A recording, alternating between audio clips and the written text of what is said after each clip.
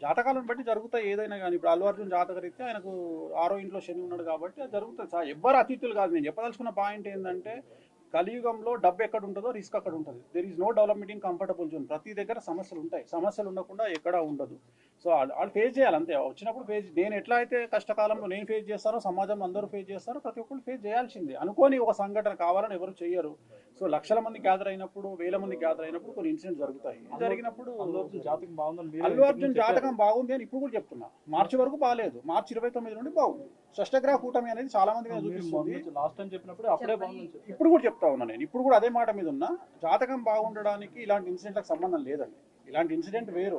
దీనివల్ల ఆయన ఏం నేర్చుకుంటారు ఫర్దర్‌గా, ఆయన ఎట్లా బిహేవ్ చేస్తారనేది ముఖ్యం తప్ప, ప్రతీది మన జీవితంలో తప్పొప్పులు, సమస్యలు అనేటువంటివి మనం మారడానికి, మనం ఇంకో 10 మెట్లు ఎదగడానికి అవకాశాన్ని ఇస్తాయి.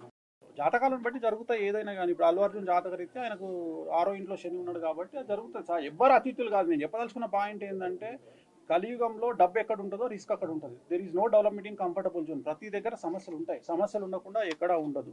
సో, ఆళ్ళు ఫేస్ చేయాలి అంతే. వచ్చినప్పుడు నేను ఎట్లా అయితే కష్టకాలంలో నేను ఫేస్ చేస్తానో, సమాజంలో అందరూ ఫేస్ చేస్తారో, ప్రతి ఒక్కళ్ళు ఫేస్ చేయాల్సిందే. అనుకోని ఒక సంఘటన కావాలని ఎవరు చెయ్యరు.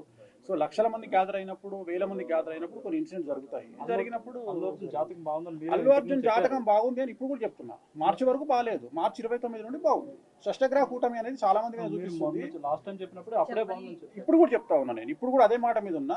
జాతకం బాగుండడానికి ఇలాంటి ఇన్సిడెంట్లకు సంబంధం లేదండి. ఇలాంటి ఇన్సిడెంట్ వేరు. దీనివల్ల ఆయన ఏం నేర్చుకుంటారు ఫర్దర్‌గా, ఆయన ఎట్లా బిహేవ్ చేస్తారనేది ముఖ్యం తప్ప, ప్రతీది మన జీవితంలో తప్పొప్పులు, సమస్యలు అనేటువంటివి మనం మారడానికి, మనం ఇంకో 10 మెట్లు ఎదగడానికి అవకాశాన్ని ఇస్తాయి.